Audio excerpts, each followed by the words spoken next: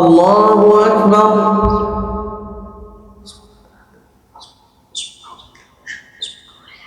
الحمد لله رب العالمين الرحمن الرحيم مالك يوم الدين إياك نعبد وإياك نستعين اهدنا الصراط المستقيم صراط الذين أنعمت عليهم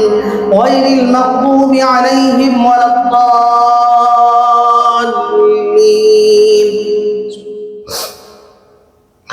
أفمن يعلم أن ما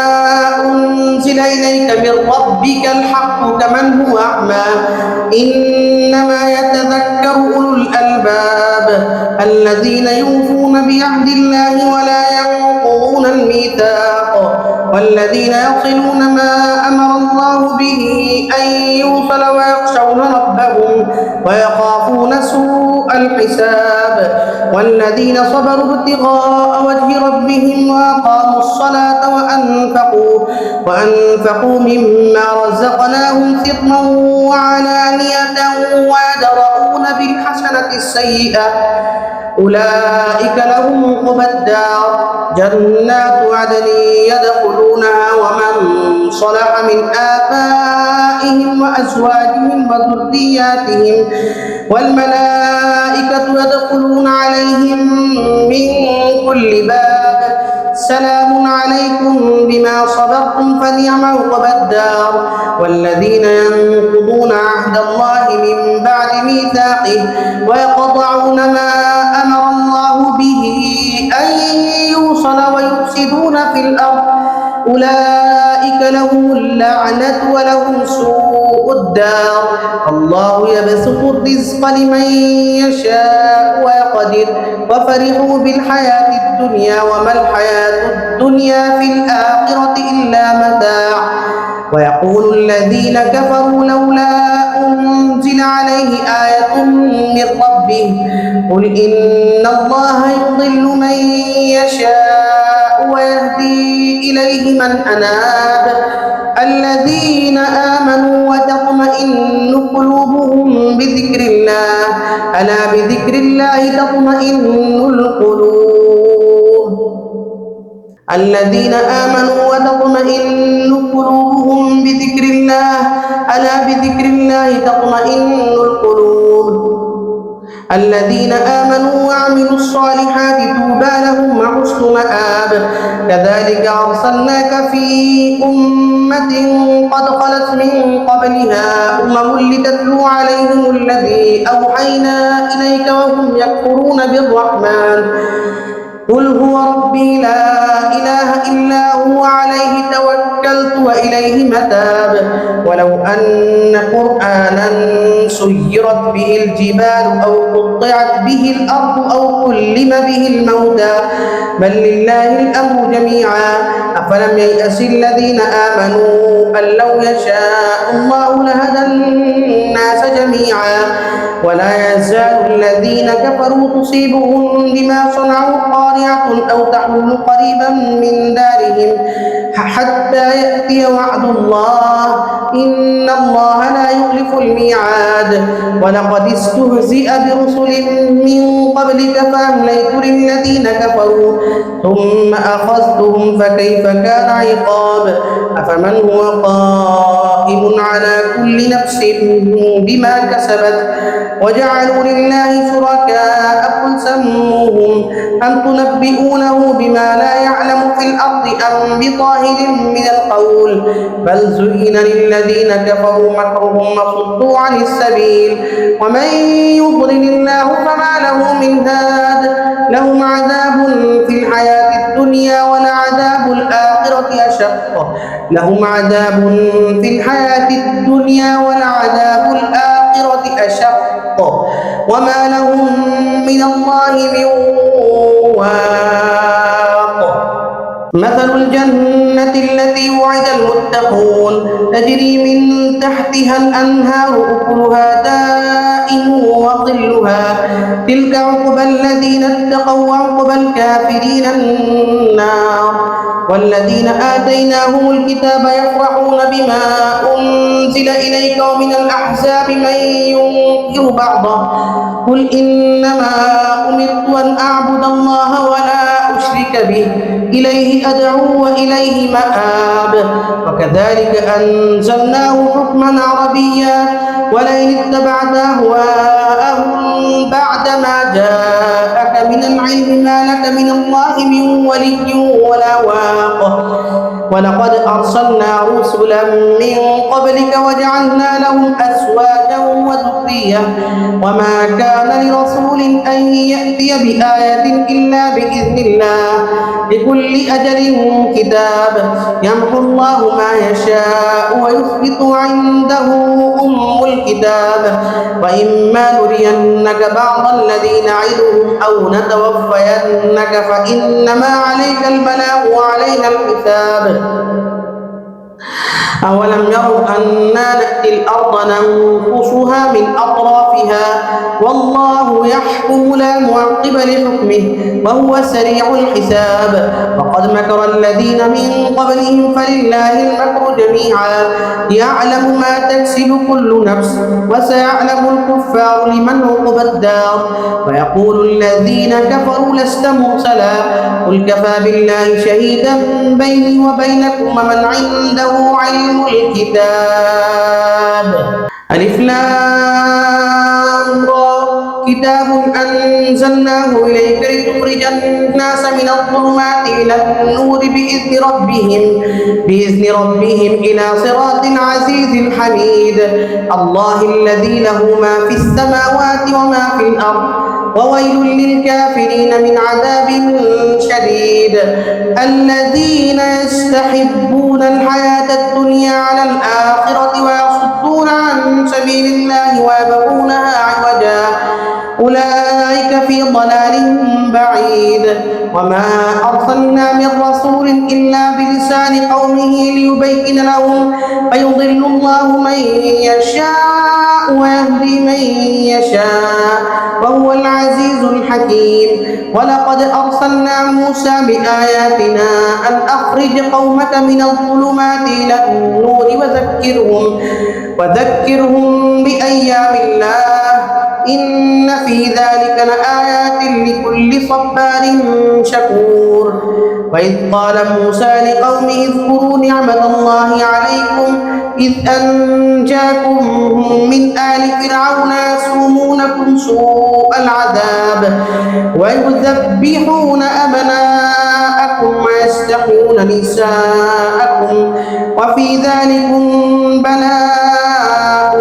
من ربكم عظيم وإذ تأذن ربكم لئن شكرتم لأزيدنكم ولئن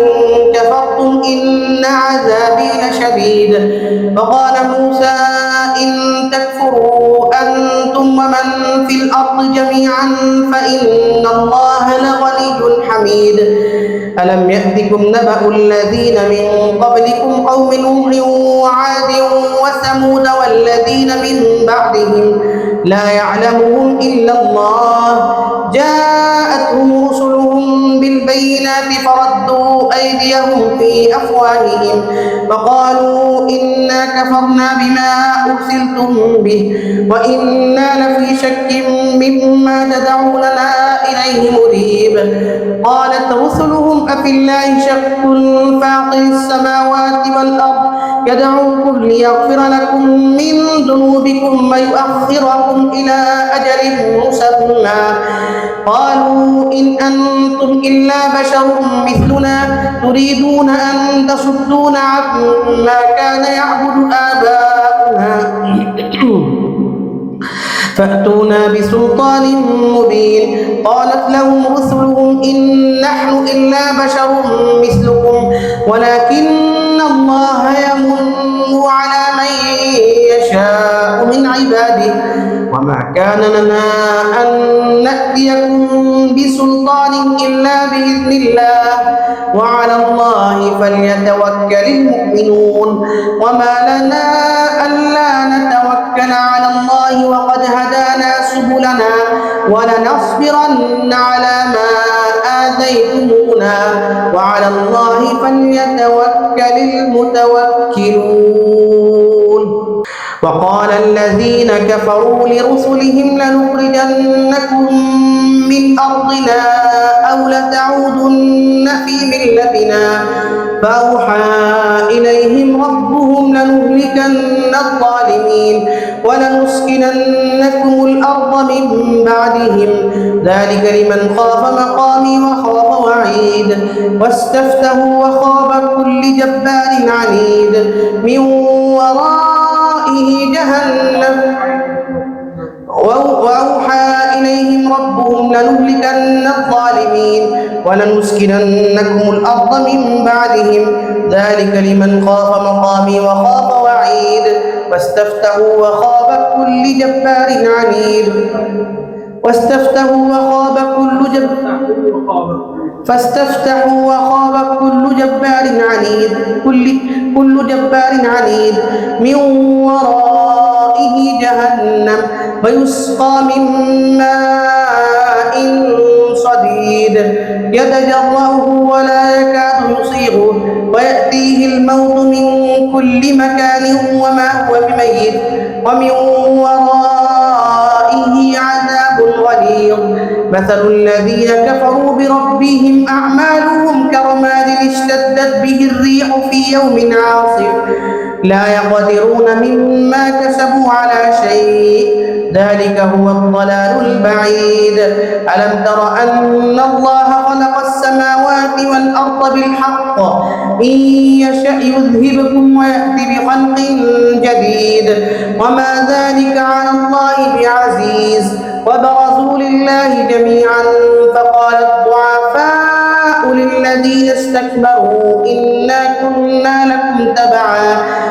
فهل أنتم مغنون عنا من عذاب الله من شيء قالوا لو هدانا الله لهديناكم سواء علينا أجزعنا أم صبرنا ما لنا من محيص وقال الشيطان لما قضي الأمر إن الله وعدكم وعد الحق ووعدتكم فأخلفتكم وما كان لي عليكم من سلطان إلا أن دعوتكم فاستجبتم لي فلا تلوموني ولوموا أنفسكم ما أنا بمصرخكم وما أنتم بمصرخي إني كفرت بما أشركتمون من قبل إن الظالمين لهم عذاب أليم وأدخل الذين آمنوا وعملوا الصالحات جنات تجري من تحتها الأنهار خالدين فيها بإذن ربهم تحيتهم فيها سلام ألم تر كيف ضرب الله مثلا كلمة طيبة كشجرة طيبة أصلها ثابت وفرعها في السماء تؤتي أكلها كل حين بإذن ربها ويضرب الله الأمثال للناس لعلهم يتذكرون ومثل كلمة خبيثة كشجرة خبيثة اجتثت من فوق الأرض ما لها من قرار يثبت الله الذين آمنوا بالقول الثابت في الحياة الدنيا وفي الآخرة ويضل الله الظالمين ويفعل الله ما يشاء ألم تر إلى الذين بدلوا نعمة الله كفرا وأحلوا قومهم دار البوار جهنم يصلونها وبئس القرار وجعلوا لله أندادا ليضلوا عن سبيله قل تمتعوا فإن مصيركم إلى النار قل لعبادي الذين آمنوا يقيموا الصلاة وينفقوا مما رزقناهم سرا وعلانية سرا وعلانية من قبل أن يأتي يوم لا بيع فيه ولا خلال. الله الذي خلق السماوات والأرض وأنزل من السماء ماء فأخرج به من الثمرات رزقا لكم وسخر لكم الفلك لتجري في البحر بأمره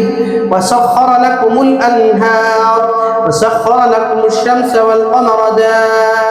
دائبين وسخر لكم الليل والنهار وآتاكم من كل ما سألتموه وإن تعدوا نعمة الله لا تحصوها إن الإنسان لظلوم كفار. وإذ قال إبراهيم رب اجعل هذا البلد آمنا واجنبني وبني أن نعبد الأصنام رب إنهن أضللن كثيرا من الناس فمن تبعني فإنه مني ومن عصاني فإنك غفور رحيم. ربنا إني أسكنت من ذريتي بواد غير ذي زرع عند بيتك المحرم ربنا ليقيموا الصلاة فاجعل أفئدة من الناس تهوي إليهم وارزقهم من الثمرات لعلهم يشكرون. ربنا إنك تعلم ما نخفي وما نعلم وما يخفى على الله من شيء في الأرض ولا في السماء. الحمد لله الذي وهب لي على الكبر إسماعيل وإسحاق إن ربي لسميع الدعاء. رب اجعلني مقيم الصلاة ومن ذريتي ربنا وتقبل دعاء. ربنا اغفر لي ولوالدي وللمؤمنين يوم يقوم الحساب. ولا تحسبن الله غافلا عما يعمل الظالمون إنما يؤخرهم ليوم تشخص فيه الأبصار مهطعين مقنعي رؤوسهم لا يرتد إليهم طرفهم وأفئدتهم هواء. وأنذر الناس يوم يأتيهم العذاب فيقول الذين ظلموا ربنا أخرنا إلى أجل قريب نجب دعوتك ونتبع الرسل أولم تكونوا أقسمتم من قبل ما لكم من زوال وسكنتم في مساكن الذين ظلموا أنفسهم وتبين لكم كيف فعلنا بهم وضربنا لكم الأمثال فقد مكروا مكرهم وعند الله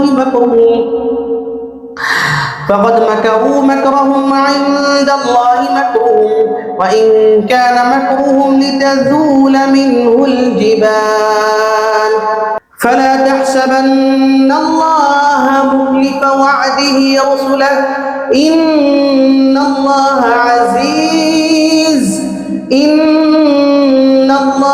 عزيز ذو انتقام. يوم تبدل الأرض غير الأرض والسماوات وبرزوا لله الواحد القهار وترى المجرمين يومئذ مقرنين في الأصفاد سرابيلهم من قطران وتغشى وجوههم النار ليجزي الله كل نفس ما كسبت إن الله سريع الحساب. هذا بلاغ للناس ولينذروا به وليعلموا أنما هو إله واحد وليذكر أولو الألباب.